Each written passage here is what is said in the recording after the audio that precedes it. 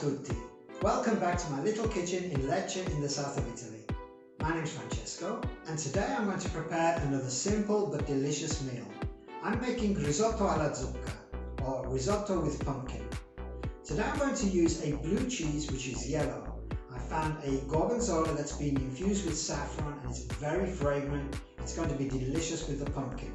But any blue cheese goes well with pumpkin, and if you want to have a similar result and can't get this one, add a little bit of saffron to the vegetable stock that we're going to need. That, along with a splash of white wine, a simple onion, a little bit of rosemary, pat of butter and a decent rice is all you're going to need. Talking of risotto rice, I'm going to use one called vialone nano. You could also use a carnaroli or arborio, but using a few simple ingredients, you're going to make a really exquisite meal. It's going to take about 30 minutes to make, so I'm going to get the broth boiling away and get started.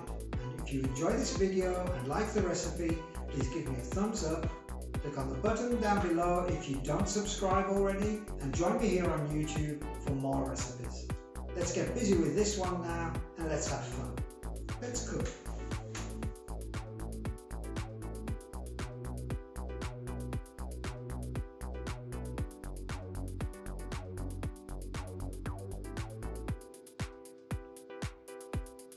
For today's recipe you are going to need pumpkin, risotto rice, onion, rosemary, butter, blue cheese, white wine, and vegetable stock.